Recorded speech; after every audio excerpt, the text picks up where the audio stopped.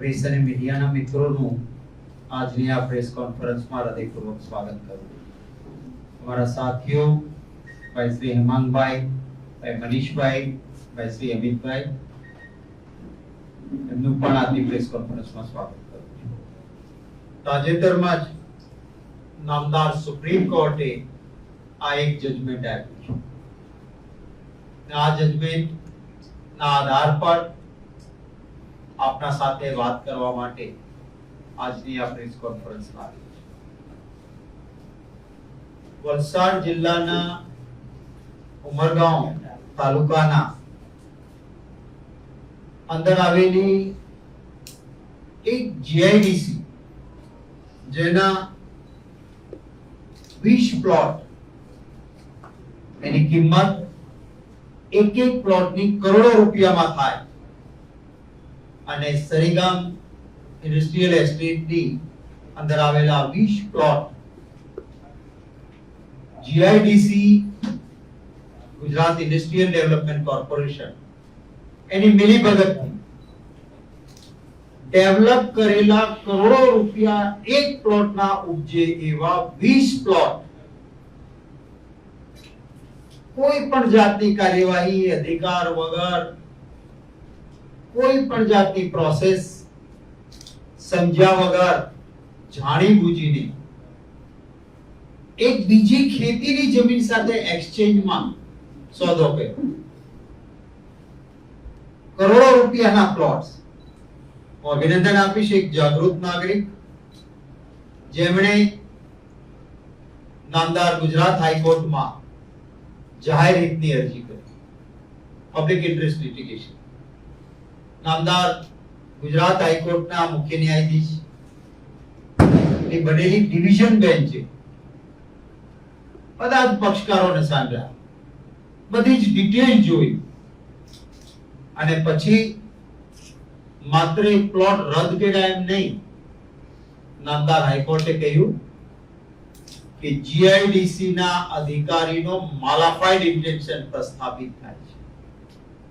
ન્યાયની ભાષામાં, કાયદાની ભાષામાં માલાફાઇડ ઇન્ટેન્શન એટલે જાણી જોઈને ભ્રષ્ટ કામ માટે ખોટું કરવું એવા ઈરાદાથી કરેલી વાત. અને આવા માલાફાઇડ ઇન્ટેન્શન થી જીઆઈડીસી ના અધિકારીએ આ કામ કર્યું છે અને સ્ટ્રક્ચર પાસ કર્યા નામદાર હાઈકોર્ટની ડિવિઝન બેન્ચ. એ પછી તાજેતરમાં એના સામે નામદાર સુપ્રીમ કોર્ટમાં ગયા બાદ નામદાર સુપ્રીમ કોર્ટે આ જજમેન્ટથી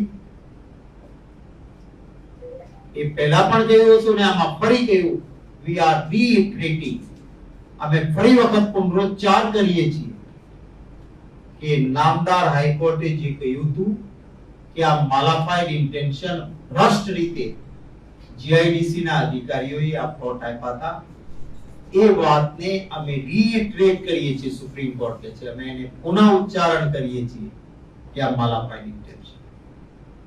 એક પાર્ટ આ થયો 20 પ્લોટ, એક પ્લોટની કિંમત કરોડો રૂપિયા થાય એવા પ્લોટ, નજીવી કિંમતની ખેતીની જમીન સાથે એક્સચેન્જ કરવાનો જે વહીવટ થયો હતો એ રદ થયો. પણ એના સાથે કાયદાની રીતે જે અરજદાર હતા જેને આ ફ્રોડ કર્યો હતો એને જમીન સંપાદનના કાયદા નીચે જે એની મૂળ માલિકની એગ્રીકલ્ચર જમીનનો જે વળતર મળવું જોઈએ, સુપ્રીમ કોર્ટ હાઈકોર્ટે કહ્યું હતું કે એનો અધિકાર છે, એમાં વાંધો નહીં, મળે.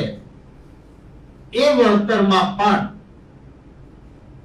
કારણ કે આપણા ગુજરાતના અધિકારીઓ ભારતીય જનતા પાર્ટીના આશીર્વાદથી ભય મુક્ત ભ્રષ્ટાચાર કરે છે.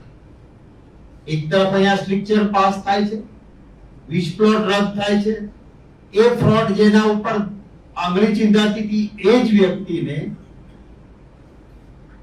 એના એગ્રીકલ્ચર લેન્ડ સીલિંગ નું વળતર આપવા માટે સંપૂર્ણપણે જે કાયદામાં સ્પષ્ટ જોગવાઈઓ છે એમાં તોડછોડ કરીને કારણ કે આપ જાણો છો કે કોઈ ખેડૂતની જમીન લેવાની થાય ત્યારે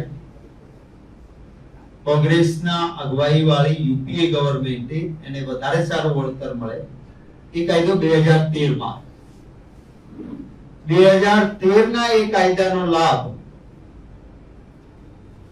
જૂના વર્ષો પહેલાના સંપાદનને લાભ ન મળે, સ્વાભાવિક, પ્રસ્થાપિત નહીં.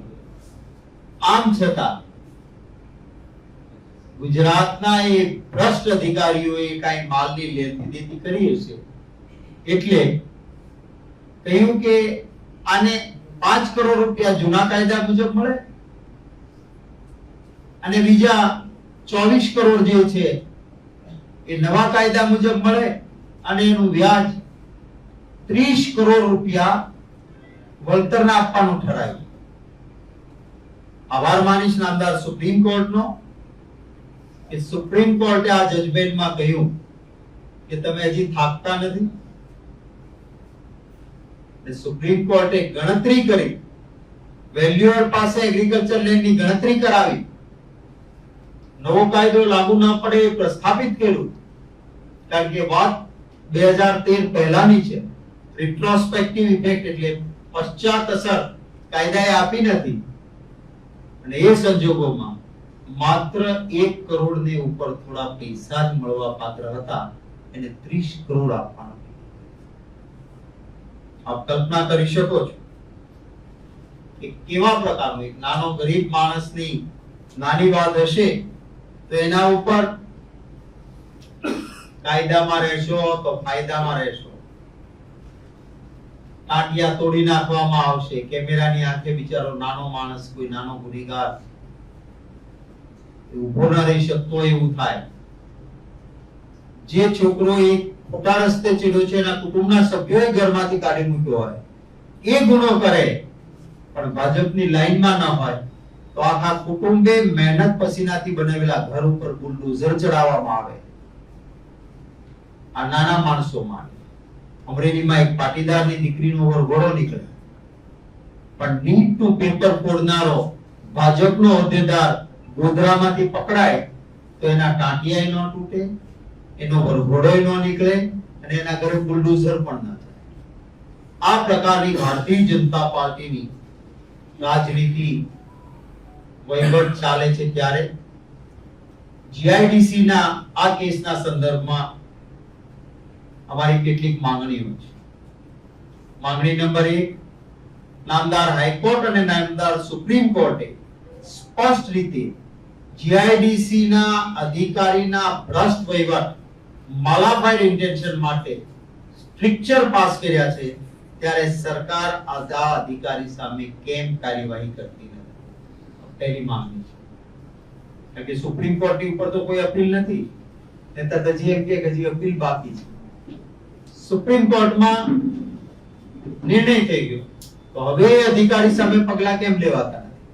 બીજી માંગણી છે અમારી, જીઆઈડીસી ની અંદર સતત ચાલતા ભ્રષ્ટાચાર, માત્ર ને માત્ર ભ્રષ્ટાચાર અને મોટા માનીતાને મદદ કરવા માટે જીઆઈડીસી ને જે નીતિઓ વારંવાર બદલાવી રહી છે. જીઆઈડીસી શું કરે? દર વખતે નીતિ બદલાવે, ન્યૂ પોલિસી ટેલર મેડ પોલિસી કરે.